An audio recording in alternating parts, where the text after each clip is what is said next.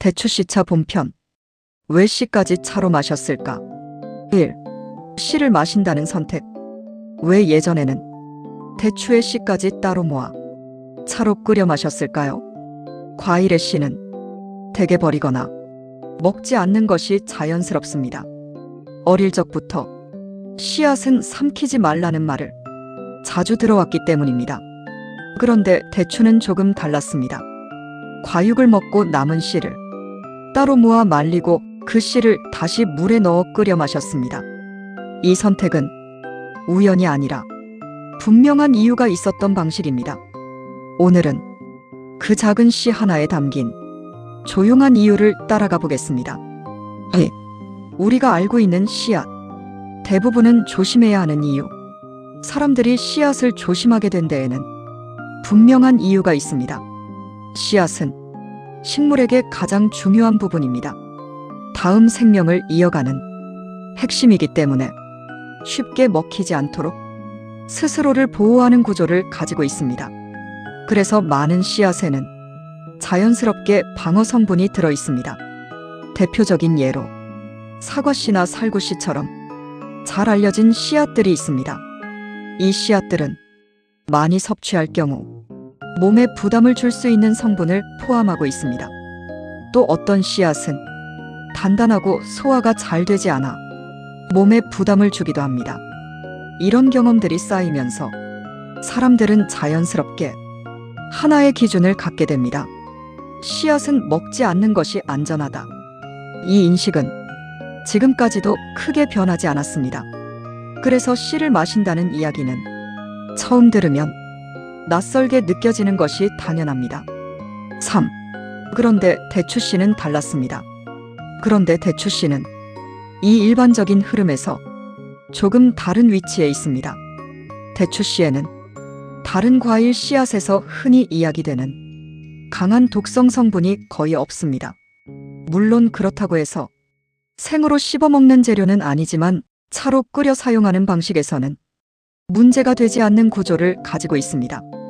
이 점이 매우 중요합니다. 대추씨는 먹으면 위험한 씨가 아니라 굳이 먹지 않았던 씨에 가까웠습니다. 그래서 필요할 때는 따로 꺼내어 사용할 수 있었고 그 사용 방식이 차로 이어지게 된 것입니다. 또 하나 주목할 점은 대추씨가 단순히 안전한 것에 그치지 않았다는 점입니다. 이 씨앗은 이미 오래전부터 따로 이름을 가지고 사용되어 온 재료였습니다. 즉, 버려지던 것이 아니라 이미 알고 있던 재료였던 것입니다. 4. 왜 굳이 씨를 따로 썼을까? 그렇다면 여기서 한 가지 질문이 더 남습니다. 굳이 씨를 따로 말리고 차로까지 끓일 필요가 있었을까? 이 질문의 답은 예전 식탁의 방식 안에 있습니다. 예전의 식재료 사용은 지금과 조금 달랐습니다. 지금처럼 필요한 부분만 골라 쓰는 방식이 아니라 가능한 한 남기지 않고 나누어 쓰는 방식이었습니다. 대추 역시 마찬가지였습니다. 과육은 그대로 먹고 껍질은 말려 쓰기도 하고 씨는 따로 모아 다른 용도로 사용했습니다. 이렇게 나누어 쓰는 방식은 단순한 절약이 아니라 식재료를 이해하고 사용하는 방식이었습니다. 또 하나의 이유는 대추가 가진 구조 때문입니다. 대추는 과육은 달고 부드럽고 씨는 단단하고 조용한 성질을 가지고 있습니다. 이 두 부분은 역할이 분명하게 나뉘어 있습니다. 그래서 함께 사용할 수도 있지만 따로 나누어 사용할 때 각각의 특징이 더 잘 드러났습니다. 과육은 단맛으로, 씨는 조용한 깊이로 이렇게 나뉘는 구조입니다. 결국 대추씨차는 특별한 재료를 만든 것이 아니라 이미 알고 있던 재료를 다른 방식으로 꺼내 쓴 결과였습니다. 5. 대추씨차의 시작. 약재와 생활 사이. 대추씨는 단순히 남은 재료를 활용한 것이 아니라 이미 따로 쓰임이 정리되어 있던 재료였습니다. 예전 기록에서는 대추의 씨를 따로 분리해 사용하는 방식이 등장합니다. 이 씨앗은 한방에서는 산조인이라는 이름으로 불렸습니다. 이 이름이 붙었다는 것은 단순한 부산물이 아니라 이미 구분된 재료였다는 의미입니다. 대추는 하나의 열매이지만 그 안에서는 두 가지 흐름이 나뉘어 있었습니다. 과육은 식재료로, 씨는 따로 쓰는 재료로 이렇게 분리되어 사용되었습니다. 대추 씨는 그대로 쓰기보다는 한번 손을 거쳐 사용하는 경우가 많았습니다. 대표적인 방식은 말려서 사용하거나 약하게 볶아서 사용하거나 물에 넣어 천천히 끓이는 방식이었습니다. 이 과정은 단순한 조리가 아니라 성질을 부드럽게 만드는 과정이기도 했습니다. 특히 씨앗은 그대로 두면 단단하고 닫혀있는 구조이기 때문에 열을 통해 조금 풀어주는 과정이 필요했습니다. 그래서 대추 씨차는 단순히 물에 넣는 것이 아니라 시간을 들여 우려내는 차에 가까웠습니다. 이 재료가 흥미로운 이유는 그 위치에 있습니다. 대추 씨는 완전히 음식도 아니고 완전히 약재도 아닌 그 중간에 놓여 있는 재료였습니다. 그래서 일상에서는 부담 없이 차로 마시면서도 필요할 때는 다른 재료와 함께 쓰이기도 했습니다. 이런 재료는 예전 식탁에서 자주 등장합니다. 강하지 않지만 늘 곁에 두고 쓰는 재료. 대추씨도 그 흐름 안에 있었습니다.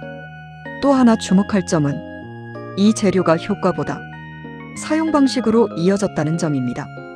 특별히 강한 맛이 있거나 자극적인 향이 있는 재료가 아니었기 때문에 대추씨는 무언가를 바꾸기 위한 재료라기보다 조용히 받쳐주는 재료로 사용되었습니다. 그래서 차로 마실 때도 진하게 끓이기보다 은은하게 우려내고 오래 두고 마시는 방식이 자연스러웠습니다. 결국 대추씨 차는 특별한 목적을 가진 음료라기보다 생활 속에서 자연스럽게 이어진 차였습니다. 과육을 먹고 남은 씨를 그대로 버리지 않고 조용히 말리고 다시 물에 넣어 끓이고 그 물을 천천히 마시는 과정. 이 흐름이 반복되면서 대추씨 차는 하나의 습관으로 자리 잡았습니다. 6. 차로 끓였을 때의 특징. 맛보다 먼저 오는 느낌. 대추씨는 강한 맛을 가진 재료가 아닙니다. 입에 넣었을 때 바로 알아차릴 수 있는 단맛이나 뚜렷한 향이 있는 재료는 아닙니다. 그래서 이 재료는 끓였을 때 조금 다른 방식으로 느껴집니다. 처음 물을 올리고 대추씨를 넣어 천천히 끓이면 색이 먼저 크게 변하지는 않습니다. 맑은 물이 조금씩 부드러운 색으로 바뀌고 그 변화는 아주 천천히 진행됩니다. 2단계에서 이미 이 차의 성격이 드러납니다. 빠르게 올라오는 재료가 아니라 시간을 두고 퍼지는 재료입니다. 향도 비슷합니다. 뚜렷하게 코를 자극하는 향이 아니라 가까이 가야 느껴지는 아주 은은한 향이 올라옵니다. 이 향은 대추 과육처럼 달지 않고 조금 더 차분하고 고소함에 가까운 방향입니다. 그래서 이 차는 향으로 먼저 끌어당기는 차가 아니라 마시면서 천천히 알아가는 차입니다. 입에 머금었을 때의 느낌도 강하지 않습니다. 첫 맛은 거의 비어있는 듯하고 그 뒤에 아주 약하게 쓴맛과 고소함이 섞인 느낌이 올라옵니다. 이 쓴맛은 부담스럽게 남는 쓴맛이 아니라 금방 사라지는 짧은 쓴맛입니다. 그리고 그 뒤에 조용하게 남는 여운이 있습니다. 이 여운이 이 차의 중심입니다. 대추씨 차는 맛으로 기억되는 차라기보다 마시고 나서 편안함으로 기억되는 차에 가깝습니다. 강하게 남지 않기 때문에 여러 번 마셔도 부담이 없고 천천히 마시기에 어울리는 구조를 가지고 있습니다. 그래서 이 차는 끓이는 방식도 중요합니다. 강하게 끓이는 차가 아니라 오래 두고 우려내는 차입니다. 불을 세게 올려 짧게 끓이면 이 차의 특징이 잘 드러나지 않습니다. 반대로 약한 불로 시간을 두고 천천히 우려낼 때 이 재료의 성격이 조용히 드러납니다. 또 하나 특징이 있습니다. 이 차는 단독으로 마셔도 되지만 대추 과육과 함께 사용할 때 그 구조가 더 분명해집니다. 과육은 단맛을 만들고 씨는 그 단맛을 눌러주고 맛을 균형 있게 만들어줍니다. 그래서 예전에는 이 둘을 함께 사용하는 경우가 많았습니다. 결국 대추씨 차는 강하게 기억되는 차가 아니라 조용히 반복되는 차입니다. 처음 마셨을 때보다 두 번째, 세 번째 마실 때 더 자연스럽게 느껴지는 차. 그래서 이 차는 특별한 날의 차가 아니라 일상 속에 놓이는 차에 가까웠습니다. 7. 실제 식탁에서의 사용 방식. 따로 끓이고 함께 마시던 차. 대추씨 차는 특별한 날에만 마시는 차가 아니라 일상 속에서 조용히 이어지던 차였습니다. 이 차는 누군가를 위해 따로 준비한다기보다 집안에 자연스럽게 놓여있는 차에 가까웠습니다. 사용 방식은 생각보다 단순했습니다. 대추를 말리는 과정에서 씨를 따로 모아두고 그 씨를 필요할 때 꺼내어 물에 넣고 약하게 끓여 천천히 마시는 방식이었습니다. 이 과정은 특별한 기술이 필요한 것이 아니라 익숙한 반복에 가까웠습니다. 또 한 가지 특징은 이 차가 많이 끓여두는 차였다는 점입니다. 대추씨 차는 한번 끓여두고 식혀서 두었다가 필요할 때 다시 데워 마시는 방식. 이 자연스러웠습니다. 이건 강하게 변하는 차가 아니라 시간이 지나도 부담이 적은 차였기 때문입니다. 이 차는 혼자 마시는 차이기도 했지만 가족과 함께 나누는 차이기도 했습니다. 식사 사이에 한 잔씩 나누어 마시거나 저녁 시간이 지나 조용해진 집 안에서 천천히 마시는 경우가 많았습니다. 크게 의미를 두지 않지만 계속 반복되는 차. 이런 차는 생활 속에서 오래 남습니다. 대추씨 차는 다른 재료와 함께 사용되기도 했습니다. 특히 대추 과육과 함께 넣어 끓이는 경우가 많았는데 이때의 구조는 분명했습니다. 과육은 단맛을 만들고 씨는 그 단맛을 눌러주고 맛이 한쪽으로 치우치지 않도록 잡아주는 역할.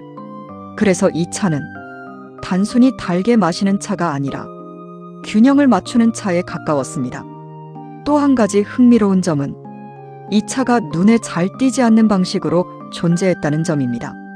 대추 과육은 눈에 보이고 바로 알 수 있지만 씨는 따로 모아두지 않으면 존재를 인식하기 어려운 부분입니다. 그래서 대추씨 차는 잘 드러나지 않지만 조용히 이어지는 방식으로 남았습니다. 이런 사용 방식은 예전 식탁의 특징과도 이어집니다. 재료를 남기지 않고 나누어 쓰고 필요할 때 꺼내 쓰는 방식. 대추씨 차는 그 흐름 안에서 자연스럽게 자리 잡았습니다. 결국 이 차는 특별한 의미를 강조하지 않아도 생활 속에서 반복되며 자연스럽게 이어진 차였습니다. 그래서 지금 돌아보면 기억 속에서는 크게 남지 않지만 식탁 안에서는 분명히 존재했던 차였습니다. 8. 씨앗인데도 괜찮았던 이유. 구조로 이해하기. 지금까지의 이야기를 조금 더 분명하게 정리해보면 대추씨 차는 특별한 예외라기보다 여러 조건이 자연스럽게 맞아떨어진 결과였습니다. 먼저 대추씨는 다른 과일 씨앗과 달리 강한 독성 성분을 거의 가지고 있지 않았습니다. 이 점이 가장 기본이 되는 조건이었습니다. 여기에 더해 이미 오래전부터 따로 이름을 가지고 사용되던 재료였다는 점, 산조인이라는 이름으로 분리된 쓰임이 존재했습니다. 그리고 사용 방식 역시 중요했습니다.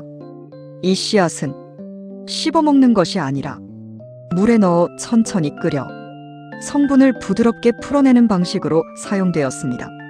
마지막으로 예전 식탁의 방식이 더해집니다.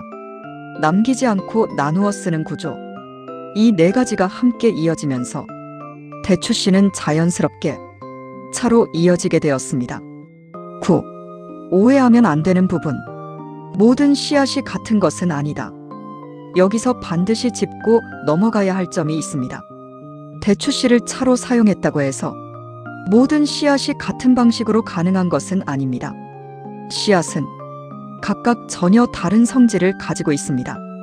어떤 씨앗은 열을 가해도 부담이 남을 수 있고, 어떤 씨앗은 적은 양으로도 몸에 영향을 줄 수 있습니다. 그래서 대추씨차는 씨앗도 먹을 수 있다는 이야기가 아니라 이 씨앗은 그렇게 사용되어 왔다는 이야기입니다. 이 차이는 아주 중요합니다. 예전 사람들도 모든 씨앗을 사용하는 것이 아니라 알고 있는 재료만 익숙한 방식으로 사용했습니다. 그래서 대추씨차는 특별한 지식이 아니라 이미 알고 있던 범위 안의 선택이었습니다. 10. 오늘날의 대추씨차. 다시 보이는 이유. 요즘 다시 대추씨차를 찾는 흐름이 조용히 이어지고 있습니다. 이 변화는 예전과는 조금 다른 이유에서 시작됩니다.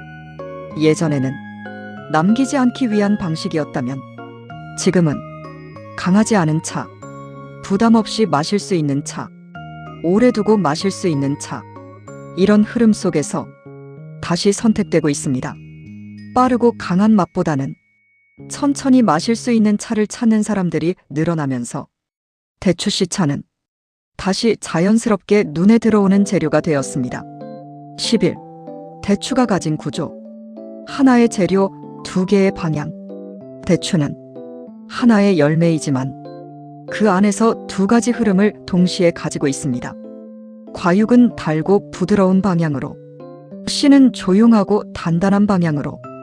이 두 부분은 서로 다른 역할을 가지고 있지만 함께 있을 때 더 안정적인 구조를 만듭니다. 그래서 대추는 함께 쓰기도 하고 나누어 쓰기도 하는 재료였습니다. 이런 구조는 식재료를 바라보는 방식과도 연결됩니다. 하나의 재료를 한 가지로만 사용하는 것이 아니라 그 안을 나누어 이해하고 사용하는 방식. 대추씨차는 그 구조가 그대로 드러난 사례였습니다. 12. 작은 씨 하나의 이유. 조용히 이어진 선택. 오늘 우리는 대추의 씨라는 작은 부분을 따라 하나의 식재료를 다시 바라보았습니다.